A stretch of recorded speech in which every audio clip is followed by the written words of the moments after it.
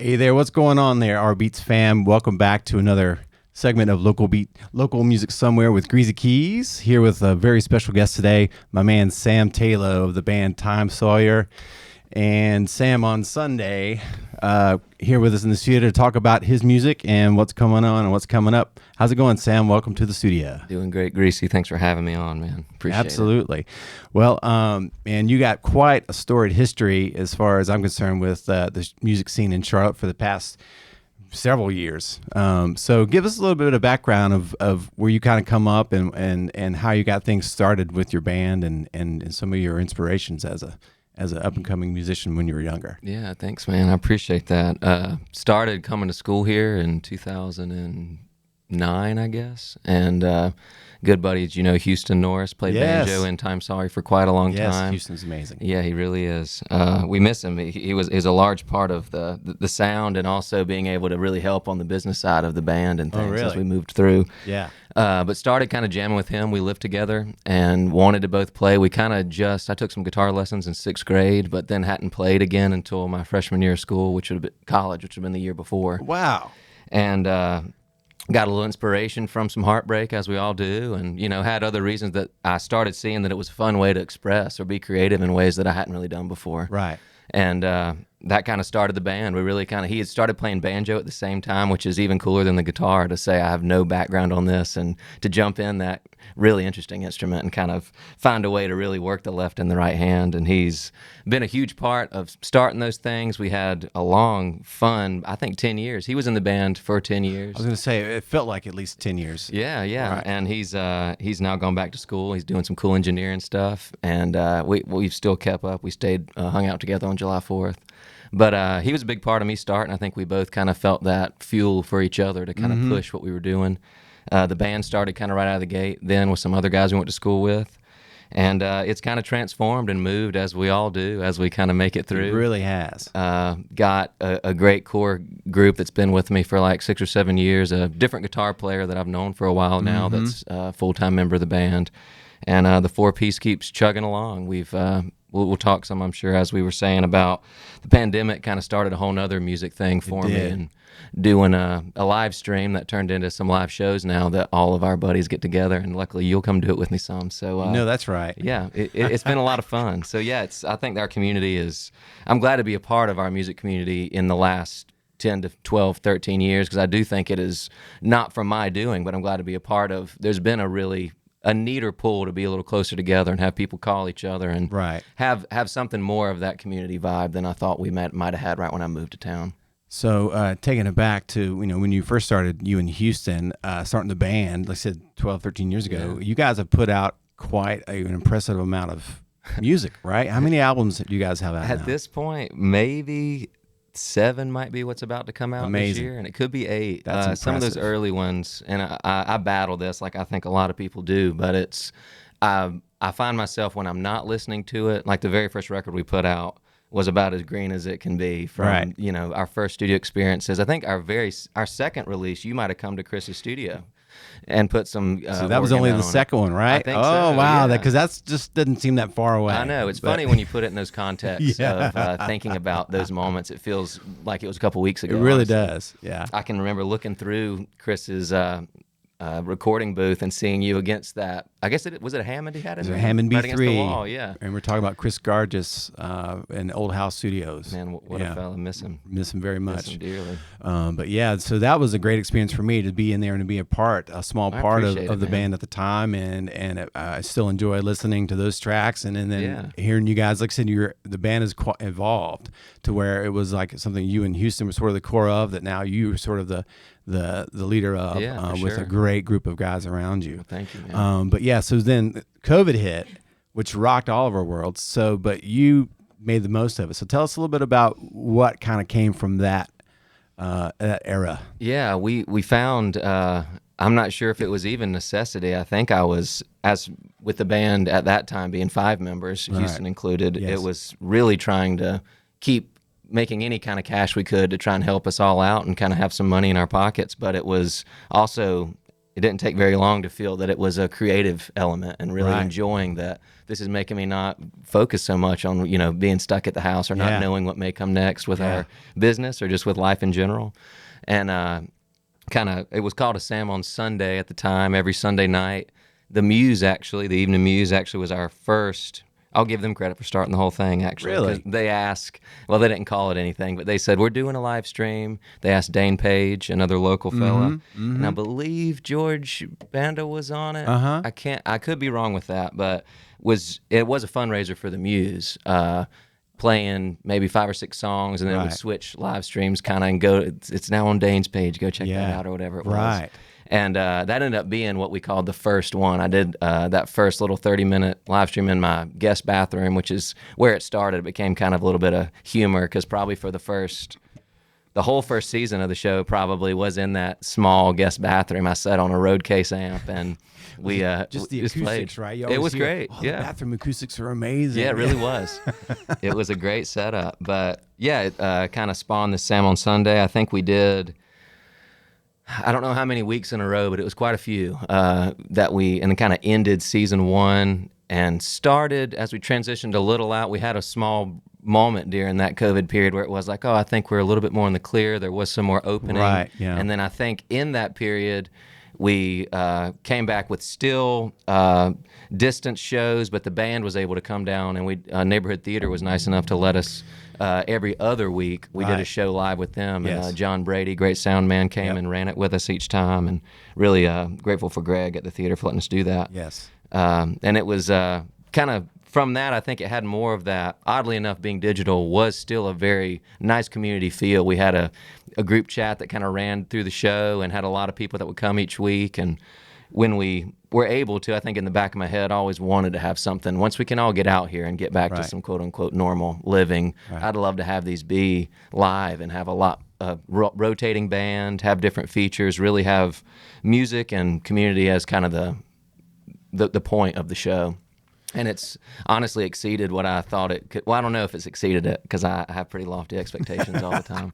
But it's definitely up there. It makes me, I worry too much about just playing or the business or anything and what people may think about those things I need to work on my own. Sure. But that was another reason I want to do this is like do something fun that is just getting together with your friends, that is creating this music kind of on the spot and being able to let it be something outside of what you call your business, Time Sawyer. Yeah. That lets this look a little more like if something goes wrong, it's fine. There's no, and again, that's where I still worry about that, but it is more fun forward. And it's fun, as we were talking walking in, that it's the spontaneity of it all really creates these moments that aren't recreatable. They are one night only. They are things you see, and whether it be the musicians working together and creating this, or whether it be something the audience really becomes a part of, it's really become a really heartwarming thing for me. I really enjoy it.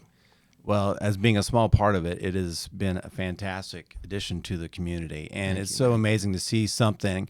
And COVID, obviously brought the worst and the best out of a lot of folks, For sure. And to see how you were able to sort of take something that was catastrophic and to turn it into a small little thing that has now grown here almost 4 years later totally. So if anyone's not aware, Sam on Sunday became Sam on Someday, correct? And these live music gatherings where you curate these incredible regional and local artists and have like sort of like a core band, but then we'll have featured artists throughout the night who may play solo, or maybe some of the band will back up. Yeah. And many venues, like you had, the Evening Muse coming up. And Petra's has been a great help. We do a lot at Petra's. Neighborhood Theater and it's true, like every time that I've participated, it's just more and more people are drawn to the music, and different artists are collaborating that people probably wouldn't generally see together. Yeah, totally. And like you said, it's a one night only sort of experience. The next Sam on Someday is going to be completely different. Yeah. So I think that's just been a really incredible addition to the Charlotte music scene. Thank you. How often do you have them? that again, go back to where this is my secondary fun thing. Yeah. There is really no plan. Really? It's when we have the Just when you ability can to have do them. it. It's when my good buddy Justin Clyde Williams Yes. has become my wingman. He's the with man. those. He's my brother. I love him to I'm death. telling you what, and what a player too, Yeah. and a singer. Yeah. Yeah, talk about in the moment. Talk about somebody that'll tell you what's on his mind, and that's really what I think that the core of the show is trying to get people to really understand. That's what is the beauty of anything we're doing, is not trying to play like somebody else, but what you can show uniquely of yourself is what we're all looking for, or what's going to make anybody different, and really have that. I don't know. It's something that really shows through in ways that it's hard to describe sometimes. I think we're always saying, if I was as good as this guy, or if I could play like this gal, or whatever the setup is. Right. And it really is, whatever your flavor that's coming through in that is really what's going to set you apart, which is neat. Bringing in your own voice, which, you know. And I want to add for this music scene as a whole, we're really trying, it is definitely patron forward, but we want the music scene to be involved.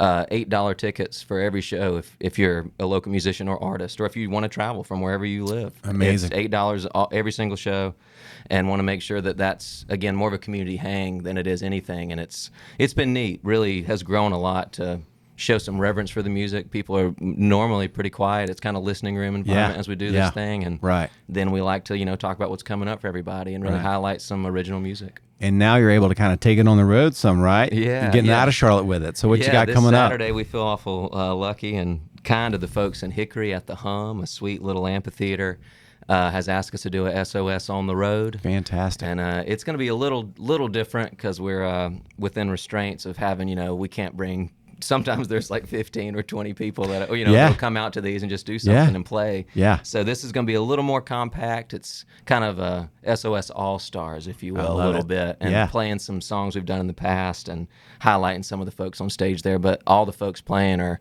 in that greater Charlotte scene too, so it's cool. And then the next one in Charlotte is Thursday, July 18th, correct? That's right, coming up next week. It will be at the Evening Muse.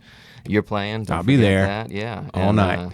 We've got a really great lineup. I'm thrilled. As you were saying, we have kind of a core band that we move through a greater group of folks, but it's always fun, and everyone really treats it. That's kind of another hidden gem, I think, that makes it really run well, is the folks care about making it great. No one shows up and it's like, oh, I didn't really practice for this, or I didn't do my homework to what we talked about we were going to try and do. And that really shows, again, this just tight-knit feeling that I think is coming from these shows that feel good. And, again, we kind of owe it all to you for curating such a great group. No, Sam, it's fantastic. So I appreciate it. It's absolutely fun. It's selfish because I'm doing it for fun. Well, it's selfish for me too, because anytime I get the call, I'm like, yes. Yeah, you're too busy. I'm glad. It's been a little too long since the last one, so I'm glad this one worked out just perfect. Thrilled to be a part of it. So along with the band and the Sam on Sunday, you're also helped. You have a great festival you host and sort of curate every season called the rBeatz. Can you tell us a bit about that? Yeah, this maybe I'll start with a bombshell. This is going to be the last year of the festival as we know it. No. We are going to have. We're going to move the location, which is the biggest part of it. Because that in that's itself a good thing. Is so cool. It's got to be okay. Everything's good. It's all give and take. It'll be, I'm hoping, again, not in a way of trying to sell it to folks, but if you hadn't been there, or if you have been, the place it is right now is really special. It's magical. It's a hidden amphitheater in Elkin, North Carolina, and it really is magical. And so this will be the last year. This will be our 13th year. Amazing. And lucky 13 as we head moving it. We will still be doing a concept, a festival. Let's leave it at that. I'm not trying to say something I have to take back at some point, but the beauty of it is it's growing, which is kind of what's forcing the change. Right. So it's we've got some good input from our town in Elkin. That's where I'm from. Right. And so we're all working together to make something bigger and better than we've had. But again, there's something special about this first iteration that will be changed. So this is the last year of that rBeatz, and it's going to be October the 11th and 12th. It kicks off at the rBeatz Theater in downtown Elkin with a great kickoff show. And then we'll have the full-day festival at this hidden amphitheater. But you can find all that at revstock.com. We're going to announce our lineup, I believe, next week. So y'all, this would be a good time to follow some social stuff if you're interested in kind of joining us this year. Right. And so rBeatz started, I said 13 years ago, as a way to raise funds for the rBeatz Theater in Elkin. Is that correct? Yeah, and 5 or 6 years after that, they... 2 families ended up buying that and have done an amazing job, and they've been open now for, I think this is the 8th year. Have shows there still. Crazy to think about time moving so fast all the time. But yeah, it's been great to have now something that is raised really as we started as more of awareness than even capital. We were trying to raise funds, but that was such a monumentous group. I was hoping we could just bring some fun music to say, here's what you could be doing all the time if we got this place open. Right on. And again, I'm not sure we did that necessarily, but luckily it was purchased and opened, and now we get to have this kind of full circle moment of having shows in the rBeatz. Right. For the last couple of years, we've been doing some scholarships for our local high schools. Oh, fantastic. It's still a benefit festival, and a lot of great people participate. And the lineup all these years, I would say I love them all the time, but this one this year as kind of a reunion and goodbye to it all is special. It's a good one. Well, so listen up. So if you're looking to check out a really awesome festival, obviously at the last time it's going to be at the special location in Elkin. Be sure to get some tickets to rBeatz because it is a fantastic experience. Thanks, man. Absolutely. Fall Lift set with you last year was really special. Well, thank you. It was great to kick it all off. Y'all sounded so good.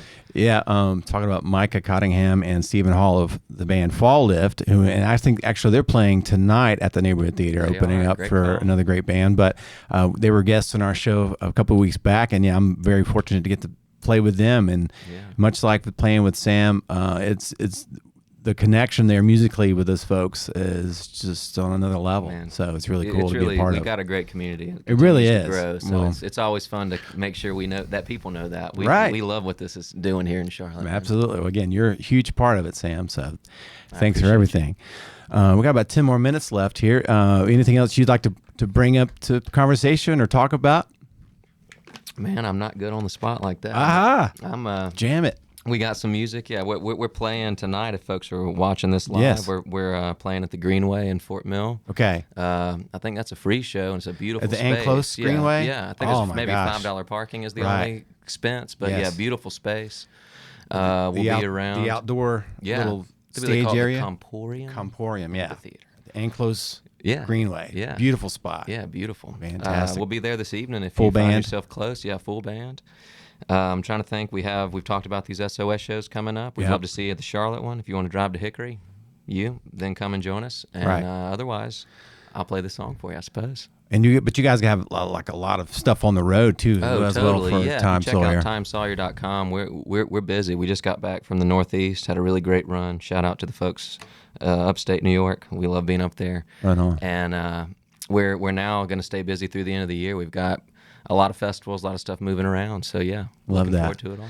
And so we're going to play a song here in a little bit. A new single, right? Tell us about your single coming out. It's out. Oh, I'm glad you said that. We have a single coming out tomorrow. All right. Yeah, I'm not going to play that one. I'm going to play one that's already out, so you can go listen to it. There you go. Hopefully, decide you want to hear this next one tomorrow. Right.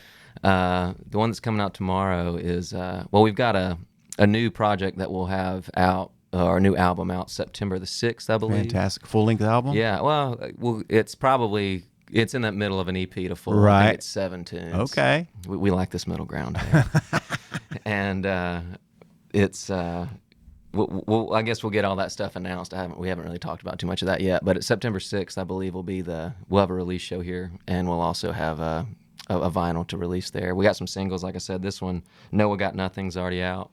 And I'll play that one for you here, and the rest of them are coming down the pipe. I love that. So, when it comes to songwriting, are you the core songwriter for the band? Nick Lawrence, who plays guitar in our band now. Brilliant. Yeah, he's a great player and a great writer. He wrote a song that we're going to put out on this project as well on his own, just brought it to the band, and we kind of worked it up together, or kind of found what we could add to what he's already brought. And the single that comes out tomorrow, he helped me finish and kind of put some cool bows on it, if you will. I love that. I needed some help there lyrically. So again, that's really cool of you to open yourself up to that, to collaborating with members of the band and songwriting and stuff like that. So when it comes like to your personal approach to songwriting, I mean, do you like? It seems like a lot of your songs tell stories. Do you like to write songs from like your own perspective of things, or do you like to write, or more nonfiction? What's your approach to that? I probably try and find something in the middle. It's weird how. Actually, listen, I'm a big fan of the Armchair Expert podcast on Spotify. And the Avett Brothers, funny enough, were a guest recently, and their music probably that 10 to 13 years ago were a huge catalyst in me wanting to play and kind of being able to emote and have some feeling put into what you're writing and something that has some depth to it. Right. Or you just know it's real, I guess, in lack of a better terminology. Right. I think sometimes I'm trying to find a middle ground of telling a story in a sense that might let me speak through that, and to be able to maybe, I'm not writing necessarily songs for folks. I'm writing them for myself, but at the same time, I'm trying to think about an audience taking this in and what's the best way that this might be digested, and be able to. I'm not necessarily saying I'm correct in what I'm trying to put across, but I do want you to take a look at how you think about things. Right. Like I said, I'm doing it for myself first, but as I'm pushing that out into the world, I'm hoping that folks will.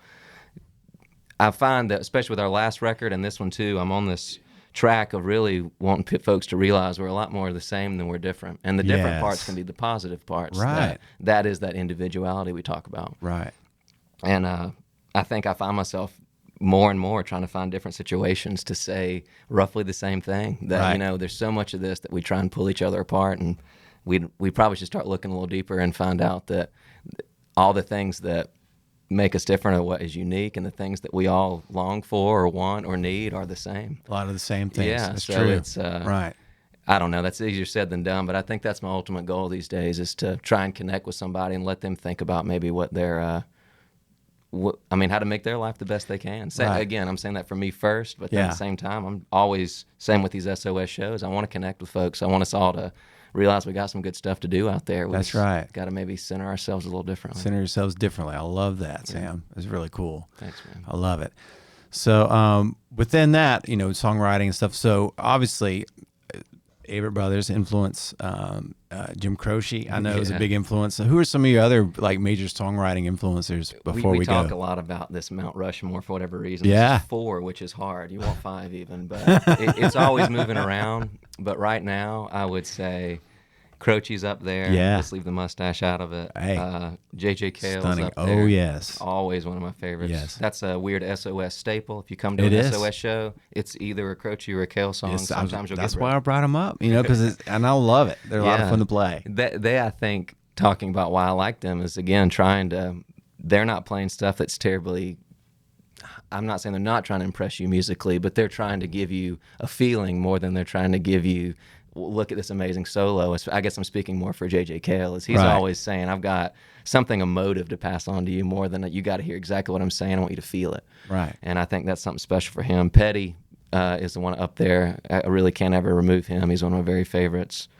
And I kind of juggle the rest, I guess. Right. But those 3 always kind of stay at the very top. Yeah. That's very cool.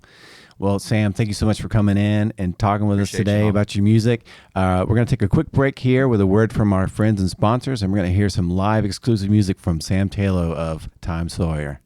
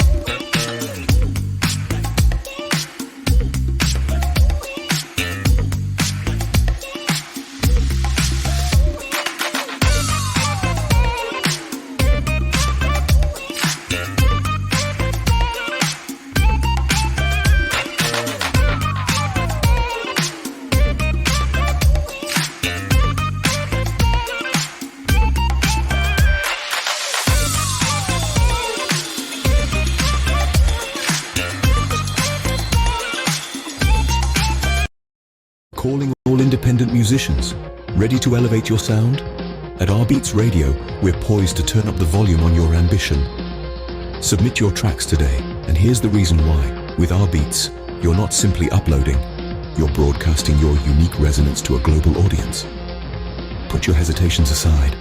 We're offering you the golden opportunity to have your music reviewed and aired on our radio station, absolutely free of charge. You've pondered, perhaps even sampled the others. Now it's time to experiment with the finest. At rBeatz, we're dedicated to you. We're not just a platform, we're your spotlight, and your music merits the stage. Share your social handles, and as soon as your music goes live on rBeatz, you'll be the first to know. We're not just spinning tracks, we're cultivating a vibrant community of artists and aficionados who revel in distinctive soundscapes. rBeatz Radio, the stage where your music receives the applause it's worthy of. Submit your music today and transform your sound into a sensation. In essence, rBeatz your music. Welcome back. This is Greazy Keyz at rBeatz. We got my man Sam Tayloe from Tom Sawyer going to play us a tune. This song's called Noah Got Nothing.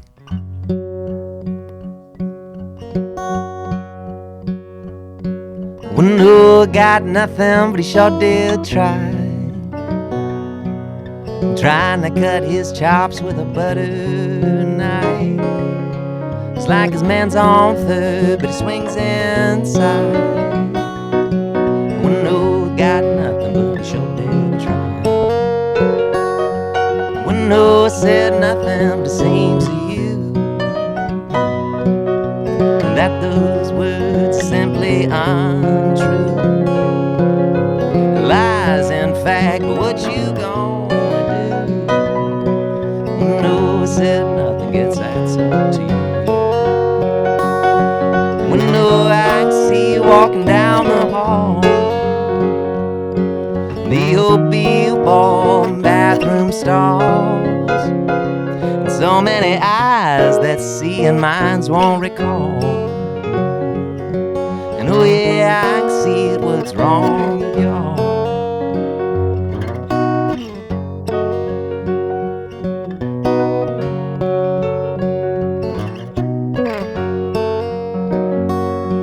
When Noah built nothing, but he had the tools. Had you ever felt your giving not going to use? You want him to build a fence, but he's got no roof. When Noah built nothing, got a couple screws. When Noah got nothing, but he sure did try, yes he did. And it's amazing what'll happen as the world flies right on by, and you think you're in control of what all that comes through.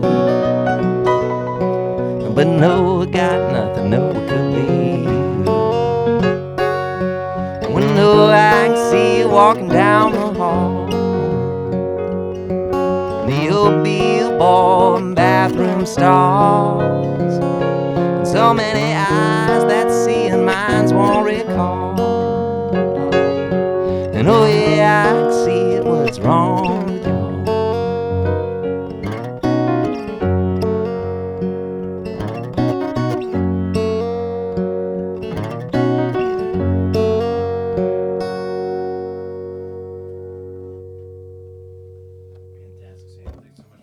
Thank you for playing, brother. Take care. Appreciate y'all.